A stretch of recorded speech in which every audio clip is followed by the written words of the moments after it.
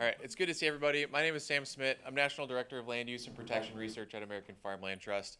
And here we're going to talk through just one example of how climate shapes farmer decisions, and then ultimately how those farmer decisions can shape a changing agricultural landscape. This is a map of the U.S. It's showing annual average precipitation, and it's looking at it. I'm sorry, real quick, is there a way to progress animations at all? I think something got mixed up here. Okay. All right, we're just going to roll. Okay, here we go.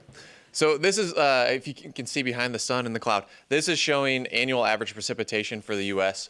The takeaway here is that there's an east to west trend. What we're seeing is more rain in the east, less rain in the west. You'll often hear people divide this up as a humid east and an arid west.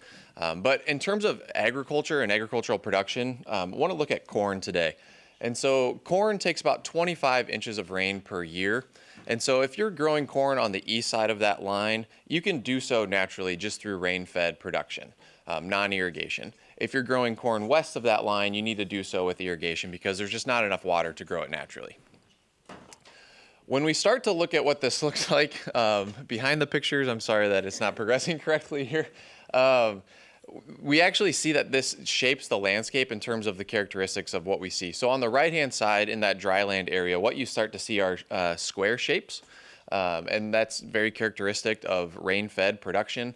On the west side, right behind those pictures, you can kind of see up in the corner, just west of Minnesota there, you'll start to see circles.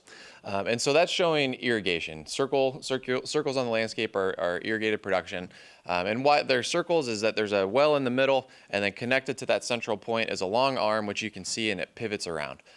In the top left, that photo there, you can see that historically there was room for improvement in terms of water use efficiency. They're high powered, they're spraying out into the open air. There is water loss through wind drift, water's landing on the crops instead of at the root zone, it's evaporating away. And so over time, we've improved that efficiency and we've turned our center pivot systems into low energy precision applicators where they're sprinkling water along the ground. So we've become very efficient. But what I want to do is look more specifically at a place in this dry land area. This is in Illinois on that little red circle. You'll see both sides here. So this is in Mason City, Illinois, over an 8-year period. So 8 years ago in 2017, Mason City was entirely rain-fed production. You can see all those squares on the left-hand side. And then on the right-hand side, you start to see that over time, there's been more than 30 center pivot systems installed.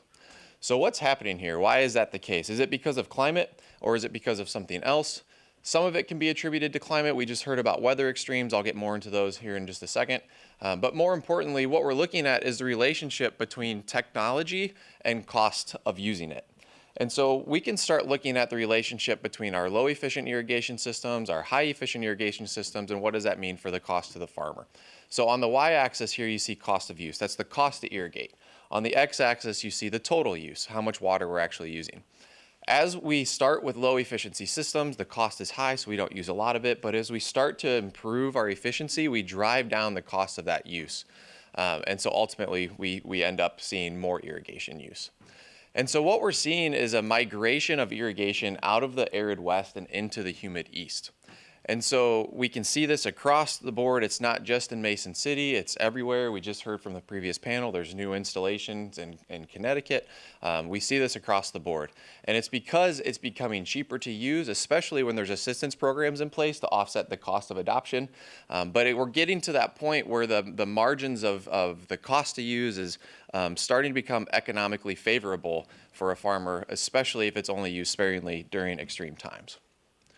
So we're going to walk through this one here. This figure is it's hot off the press. It's thanks to our senior climate and ecosystem scientist, Bonnie McGill. We're going to walk through 3 different trends here. I was going to walk you through them individually, but bear with me here. So starting first, we see 3 different rows. These rows are different regions of the country. We see that we have the Northwest, we have the Southern Plains, and we have the Midwest. We also see that we have columns. These columns are decades. So this is plotting over basically 60 years of data. Each dot on this figure is the reported yield average for a county in a given year. Along the x-axis within those columns, we can see the sun and the rain. What we're seeing is that as we move to the left in that column, we have hotter, drier conditions. And as we move to the right, we actually have wetter conditions. On the y-axis, we're looking at the relationship between the yield that we would get with irrigation versus the yield that we would get without irrigation. So what you're seeing is the yield boost, the benefit we get from irrigating. So 3 trends to point out here. The first one in the top row, we want to see an increased yield difference, or that's what we are seeing, is an increased yield difference. We're seeing that we are getting better at driving up yields with irrigation.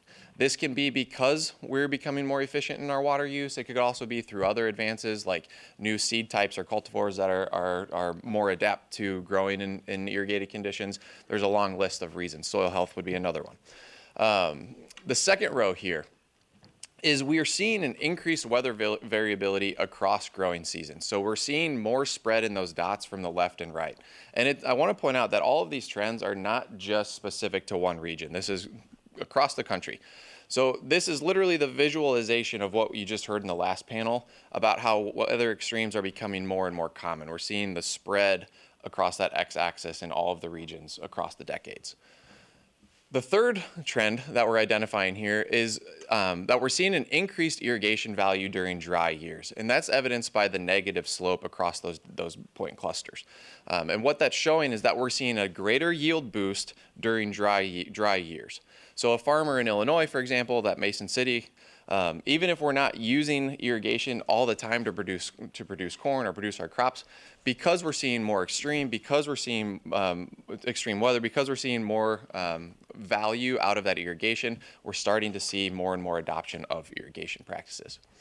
So you can start to see how this can become very complicated. We know that climate drives technology innovation, it drives farmer decisions. Ultimately, that drives land cover and land use change. And what we're also starting to see is that change in land cover and land use is actually feeding back into changing climate.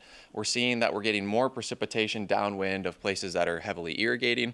And so it is having feedback loops here. And this is just one example. There's no shortage of examples that we could talk about and how they all would be interconnected. And I also want to point out that this is still within the context that we're losing over 2,000 acres of farmland per day.